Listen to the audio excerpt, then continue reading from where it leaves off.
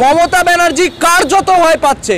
26-এর বিধানসভায় মমতা হটানোর লড়াই, সেই লড়াইতে মানুষ মমতার বিরুদ্ধে ভোট দেবে, সেই মমতার বিরোধী ভোটটাকে মমতা বন্দ্যোপাধ্যায় ভয় পাচ্ছে। অরবিন্দ কেজরিওয়াল বিদায় নিয়েছে, পশ্চিমবঙ্গে কম্পন শুরু।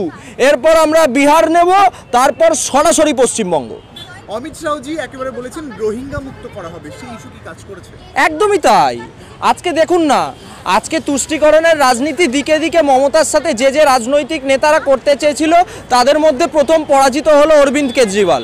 এবং তুমি একটা জিনিস খুব স্পষ্ট করে এইবারে লিখে নাও, আমাদের এইবারে স্লোগান হচ্ছে 2025-এ দিল্লিতে বিদায় নিল আপ, 26-এ বাংলায় বিদায় নেবে বাংলার পাপ।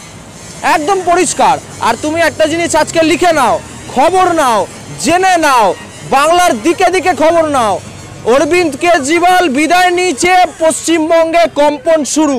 এরপর আমরা বিহার নেব, তারপর সরাসরি পশ্চিমবঙ্গ।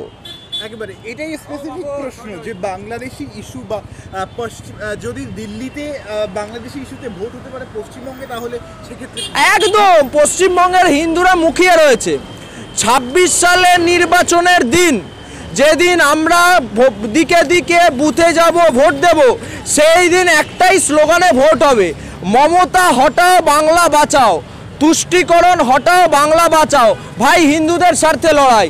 আমরা হিন্দু, আমরা দিনে দিনে এই মাটিতে কার্যত এমন একটা ধ্বংসাত্মক পরিস্থিতিতে এই মুখ্যমন্ত্রীর জন্য চলে যাচ্ছি যে আগামী দিন যদি মমতা সরকারের বিরুদ্ধে ভোট না হয়, তাহলে কিন্তু আগামী দিন এই মাটিতে দেখতে পাবে যারা সংখ্যালঘু তারা সংখ্যাগুরু। এবং এইটা আমরা বারবার দেখতে পেয়েছি। তোমরা গুলশন কলোনি কভার করবার সময় দেখতে পেয়েছো কিভাবে একাধিক রোহিঙ্গাকে গুলশন কলোনিতে জায়গা দিয়েছে মুখ্যমন্ত্রী। একাধিক জঙ্গি, সাদ রাডি, জাভেদ মুন্সি, একাধিক জঙ্গি, আনসারুল্লাহ বাংলা থেকে শুরু করে তোমার জৈশ ই মোহাম্মদ থেকে শুরু করে একাধিক জঙ্গি গোষ্ঠীর জঙ্গিদের মমতা বন্দ্যোপাধ্যায় খালি ভোট ব্যাংক পলিটিক্স করবার জন্য ভোটার আধার কার্ড বানিয়ে দিয়েছে। এবং তুমি খুব পরিষ্কার করে দেখো যে যাদের পাসপোর্ট ভেরিফিকেশন, এই যে পাসপোর্টগুলো হয়েছে, সেখানে লোকাল গভর্নমেন্ট এমপ্লয়িরা ভেরিফাই করেছে বলেই পাসপোর্ট হয়েছে। তো এখান থেকে পরিষ্কার হয়ে যাচ্ছে মমতা ব্যানার্জি কার্যত ভয় পাচ্ছে। 26-এর বিধানসভায় মমতা হটানোর লড়াই, সেই লড়াইতে মানুষ মমতার বিরুদ্ধে ভোট দেবে, সেই মমতার বিরোধী ভোটটাকে মমতা বন্দ্যোপাধ্যায় ভয় পাচ্ছে।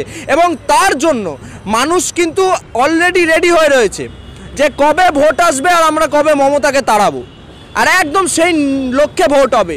তার কারণ এই মাটি হিন্দুদের মাটি, হিন্দুরা উদ্বাস্তু একবার বাংলাদেশ থেকে হয়েছে, এই মাটিতে মমতার সরকারের বা মমতার জামানায় কোনো হিন্দু উদ্বাস্তু হবে না। তাই নিজের অস্তিত্ব বাঁচানোর লড়াইতে মমতা বিরোধী ভোট হবে।